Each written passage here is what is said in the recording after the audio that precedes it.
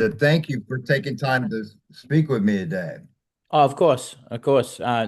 It's the one thing with this band we will always and should be appreciative to anybody that'll listen to us. So Well, we take pride in that. I appreciate the music you have delivered. You delivered one of the best albums I've heard this year, my friend. Thanks. A lot of people are really enjoying it, which is good, which is 100%. Yeah, our numbers online are um, slowly creeping up and followers and with us doing media blitzes and such as Mhm. these and getting the record reviews, it's really helped. And I wanted to ask you as well, were there any changes in the recording process from the EP to the full album? I think maturity on our part, I feel. Uh, we had more time to write it. And it was written more by Nick. The original four-song EP, Mike had a big hand in writing it, and a few of the songs that were written prior to Nick coming in, Mike already had written. So Nick had a bigger hand in performing the songs this time. I wanted to ask you, you have such a thunderous hit on the album. I wanted to ask you, what are some drummers that have influenced you along the years? I'm an '80s guy. I love it. Um, so I always bring this up every interview. Very proud. So my uncle, my uncle's Bobby Chenard. So Ah, yeah, so he played for Billy Squire. mhm. So seeing him at a young age open up for Queen, and then going on and seeing Def Leppard and Rat open up for Billy, Sure. you know, so that type of just rock drumming. There's just nothing cooler than a drummer up there, and it's not even me being cool. It's not a drummer being up there just having a good time and hitting the drums like they owe you money, you know? And my favorite track on the album is Lead Me Into Darkness. I wanted to ask if you could speak on that track. You know what? I think it's my favorite track too.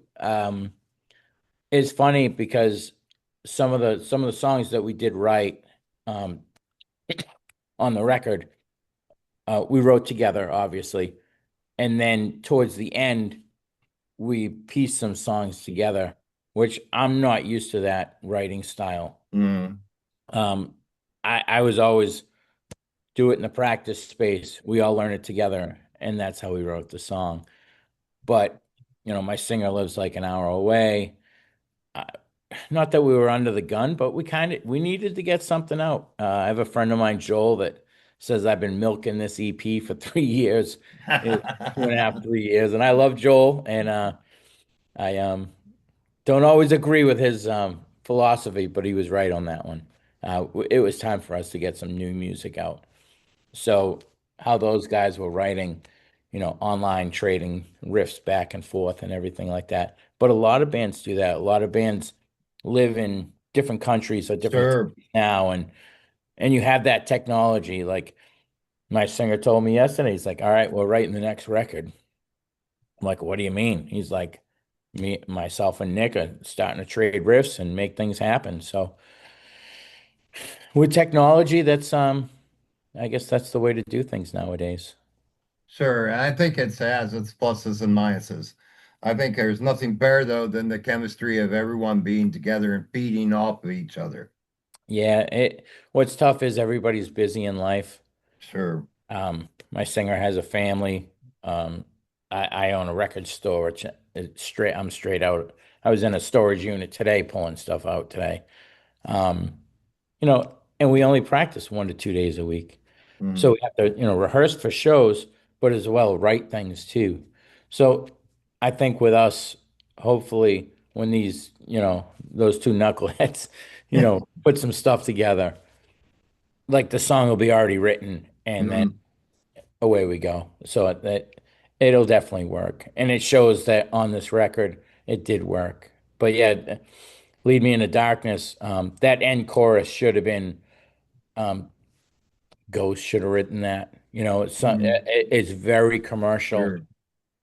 We we like to be like a traditional heavy metal band, and something like right out of 1985, something that would be on Noise Records and do Hmm. like that type world. But with the modern technology, it's really brought us almost to like a commercialized band, which And I'm with too. I don't know if it's just me, but whether it's a deep track or not, but no one is talking about Dead to Rights, and I love that song. Everybody local is, let me tell you, a friend of mine put a video up the other day, and when I take my glasses off when we play live, I can't even see the set list. So I don't see what's going on out in front and everything. But I mean, the record's only been out a week. Hmm. So, we have to talk to the label. He pretty much released the whole record. We're gonna do a couple of videos. We recorded a um, four video shoot when we played in at the Whiskey. So we might take something from that. And then another gentleman did a 4 or 5 video shoot the other night at a release party, which was very successful. So, put some stuff online. And you have it Into the Flames out there as well. Yeah, we did that. That was in our practice space, where we rehearsed and where we recorded. So that was a very long day. I think I played that song like 45 times. Wow. Yeah. Yeah. I was tired. I bet. And I wanted to ask you, this band comes on to me like an all-star band. Can you talk on how the band formed and got together? So myself and Bruce, the bass player, Bruce Morrison, we were in our very first bands together. So we were playing a garage. We played our friends' graduations, like Hmm. stupid. I don't want to say stupid stuff, but the beginnings of things Sure. when we were young. And then we ended up just splitting off. And then I had a history in hardcore and metal bands, and I've toured the world in a band called Drained and a band called Closer Than Kin. So excuse me. So I mainly I learned the ins and outs on touring, doing the right shows, and let's face it, bad experiences is what you get, what gives you experiences. Sure, Let it be absolutely. in a relationship, or let it be in, neighbors, let it be in, blowing leaves against the wind. Right, Do sure. that one thing wrong, you don't want to do it again. So those instances has really helped us out. So myself and Bruce we were in a band called San Dimas, and the singer had some crazy life problems. So he put in the little group chat, "Hey guys, I can't do this anymore." And I'm just like, "Okay." And I think it was at some show, and I wrote online, "Anybody want to sing in an 80s tribute band?" Because that's what we were. Hmm. Mike instantly, like, and I've been a fan of Mike since we were 18, 19, 20 years old. I mean, he was in a band called Thought Chunky, that should have been Nirvana, should have been Soundgarden, should have been that era of type of famous, a great drummer, great songs, great everything. And he was just like, "Yeah, man, I'll do it." So I went to practice, and I told the guys, I was like, "Yeah, man, got this mic guy coming down." They're like, "Yeah, we'll try him out." I'm like, "No, you don't understand. He's got the job. Like, he's the dude. Right. Like, you're not." There's a ton of, you know, different talented people out there, but Mike definitely is the man. So, and then life shutdown happens, the whole COVID thing. Sure. So two of the guitar players left. It was just myself, Mike, and Bruce, and Mike plays guitar too. While he plays, performs. So we were out to find like a shredder, but we had some time, obviously. And Mike wrote a few of the songs, Haunted, Buried Alive, Hmm. so he wrote that stuff. And then Bruce is like, "Hey, man, I got a guy. Let's bring Nick in." And he brought Nick in, and he's just flawless. And he's just the nicest dude, and it's just worked. It's really worked. Mm. And what's the next step for the band? Will you take to the road? Well, I see you in Ohio. I hope so. I hope so. we're really trying to do things the right way. Like I said, we have a busy home life. Hmm. Um, and we can't, it's not that we don't want to, but we can't just take off for 2 weeks. I own a business, Sure. everybody's got families. Nick owns a business. He's involved in pretty heavy where he is. So it's like if we were to go out, it's got to be a situation where, it's not even make the money type thing, but not lose money. Right. Um, I'm not 19 years old in a hardcore band playing a VFW across the United States. Sure. But Sure. we have hooked up with a few different instances. We did some shows with Warrior Soul. We did a few with Dangerous Toys. Um, sorry, my roommates. It's a tradition. They're always part of the podcast. Mhm. I'm the Uno champ, boys. I'm the Uno champ. But you know, ah, we worked with LA Guns on a bunch of different things. Ace Von Johnson's really helped us out a lot. But we're mixing in with those legacy rock acts, and I don't even want to call them '80s acts because let's face it, LA Guns is still putting out great records. Sure. Dangerous Toys Absolutely. just put out a new record. Yeah. His soul, I feel, is timeless. Yeah. Lullaby is one of my favorite tracks of all time by Yeah, Warrior Soul. yeah, yeah, and they were real nice when we went out when we did some shows with those guys. So we're trying to get out there and in the right situation. The label did mention something for next year. If it does happen, we're probably going to leave for 2 or 3 weeks, and it's going to be pretty good. It'll be good. And I got to take you away for a minute. I got to ask you, how did you get the Kiss pinball machine? Because I'm a huge Kiss fan. I bought it. I manned up and I bought it. I bought it probably 20 years ago when no one wanted them. Mm, So this is we did a this is our jam. Well, this is the downstairs jam spot. My roommate uses it for his situation, but I have a room where we could jam or just get together and go over things too. So that's excellent. yeah, And we've been over what lies ahead next. I wanted to ask you, were there tracks that didn't make the album, the cut for the album that will be on the next release? no, no. Mike was very adamant. Like I said, it's not that we were under a crunch, but we kind of wanted to really do something this year. So Mm, last year we went to the Whiskey. And we did a couple of shows with Stephen Pearcy and LA Guns. And then we came back in January and we really started writing the record. But as anything, you don't want to write a crummy song, sure, So absolutely. some of this, there was a month we didn't write anything. We just rehearsed. But as things came along, obviously we would put them down on the tape. But the two songs on the CD, Hunted and Believer, Mm, went in and redid his vocals, re-recorded them. right. Then he also remixed those recordings also. I wanted to ask you if you could take me back in time and tell me how your musical career started as a drummer. Oh goodness. I was at a yard sale and my friend Jeremy Lowe had this orange glitter drum set for sale for $15 on the back road. And told my dad I want to play drums like Uncle Bob. And he's just like, you have no musical talent at all. And I ended up getting it and, just in a garage band playing covers. I asked my uncle how to play drums, and he said, learn AC/DC Back in Black from start to finish.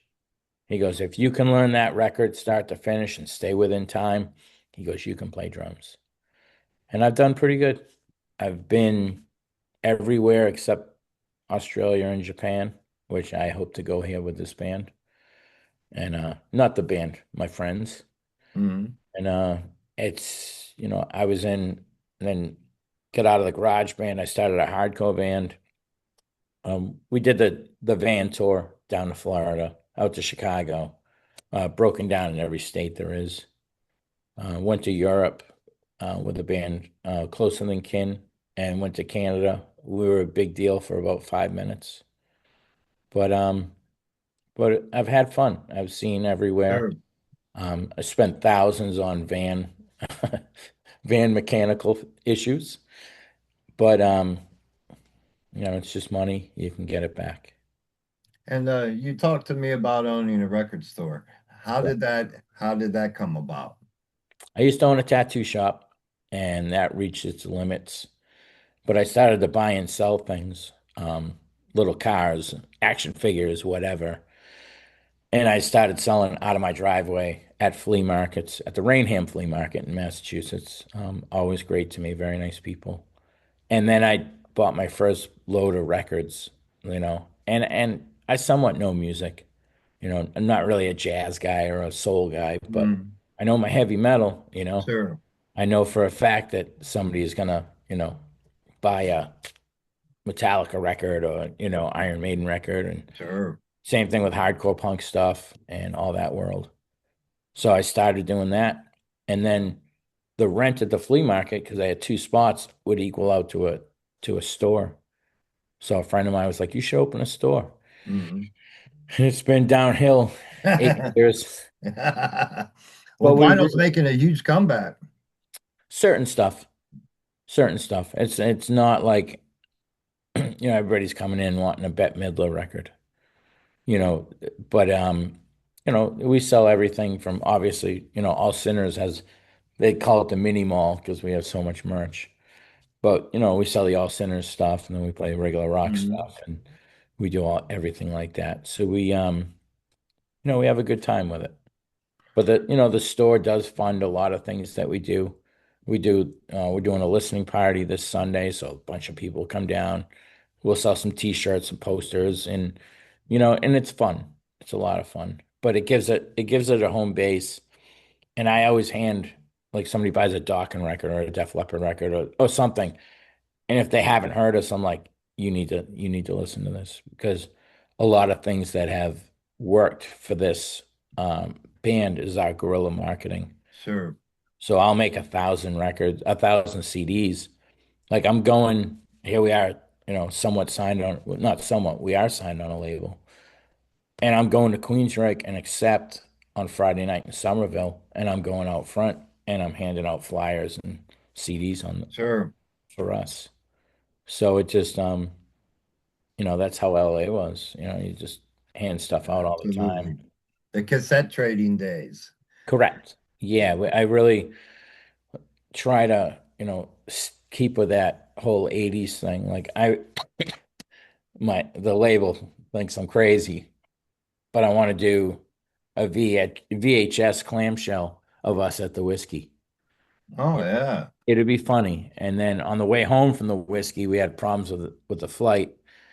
So we took a taxi cab from New York City to home, which cost us like $500. Wow. But we got home, Mm. everybody was safe. We had a great time. And we're gonna make a baseball card of us with the driver and put it inside the. Oh, that's excellent. Yeah, and we make it fun. We make it fun. We have a lot of people that has to have everything from this band. So we base it off of Kiss, early Sure. stuff, early Motley Crue stuff. Sure. It's Yeah. just like I still kick myself in the ass every time I look and see what the price of the Kiss jackets are now. Yeah. Because I had one and it's long gone. Oh yeah. Yeah. Yeah. I really try to borrow ideas from all those bands. It's fun. Oh yeah. And since you've had such a long and great career, I wanted to ask you, would you say the release of this album and getting this band that's so solid together is one of your proudest moments in your music? I think so. I think it's one of the proudest moments in this band. The other bands, like my garage band, proudest moment was the first time people came and saw us play. Mm, Another proud moment is when I went to Canada. I went on a plane to Europe. It just, mm, there's so many gratifying moments in music, but this record is definitely probably will get myself and the band further than I feel anything that I've done prior. Yeah. Yeah, I think it's amazing top to bottom. It's hard for me to pick two songs to talk about because quite frankly, we could have talked about every track Yeah. because it's solid. It's as a friend with mine would say, it's all killer, no filler. You know what? It's funny because there's a song on there and Mike holds me to it. He came to practice with that song So Evil. Mhm. And it's not that I didn't like it. I tend to like upbeat things a little bit better than slower things. One, it's easier to play to. Sure. And two, you know what? I don't want the listener to be somewhere else when they listen to the song. I'm not saying bored, but I don't want them to press the forward button. Sure. And that's what I was afraid of that with that song. And everybody's like, "So Evil" is insane. I'm just like, oh my goodness, I'm never gonna do it. But I'm glad people are finding songs that they can to relate to and enjoy. And I wanted to ask you, what is the best way to get a hold of a physical copy and any merchandise that you have? PurchaseStreetRecords.com if you want, obviously clothing, hats, buttons, the older releases, prior releases that we have. Hmm. Um, if you want a CD or record, ratpackrecords.com. They have some great bundles, which we signed a bunch of album flats and CD covers and stuff like that. And you get a few extra things that you can only get from them. But if you want something simple, Amazon, Tower Records, Newberry Comics, it's everywhere. So if you just search All Sinners, We Own the Night, LP, CD, and the tape is only available through myself and Rat Pack Records. And lastly, I wanted to ask you, my friend, if you could give a message to your fans, what would that message be? Stay in school. Don't pick up an instrument. Um, how can I say this? I appreciate everybody that has listened to us and that or will listen to us um, because of this meeting. And if you're having a bad day, you've had a worse one. I Sure, would say that. absolutely. Like when we got stuck, here we are at LAX and we're having food and and the dudes are drinking or whatever, and we're all hanging out, getting ready to come home to see our families and dogs and everything in life, and our flights get canceled. What did we do? We just went down and we figured it out. Sure. And my new thing now is, not to get upset about anything because my life's pretty good. And if something does go wrong, I say, you know what? I've had a worse day. So Absolutely. always, something goes wrong, you just tell yourself, I've had a worse day, and you figure it out. But Well, I wanted to take a moment, my friend, to thank you for creating an album that I enjoyed from top to bottom. It's one of my favorites of the year. thank you. Thank you. I And look forward to what lies ahead. Please be sure to keep in touch with me because I want to see you in Ohio. we're gonna have sandwiches together. Absolutely. But I always tell I'll my fire friends, up the grill no matter what the weather is. yeah, stranger danger. Yeah, I'll eat food at your house. I'm not worried. But we'll definitely be out in Ohio. We're working on something for next year. With the holidays Mhm. coming up, we're playing New Sure. Jersey, um, the 18th of December with Eddie Trunks, that metal show's Christmas party, and then the 20th we're playing in New Hampshire with Warrant. But we have some stuff set for next year, and we're probably going to hit the you know mid mid to the mid south and everything like that. Well, great, my friend. I look forward to it. And you have a great rest of your day. Thank you. Make sure you send me links so I can post. I definitely will, my friend. Have a good day. You too. Cheers. Bye.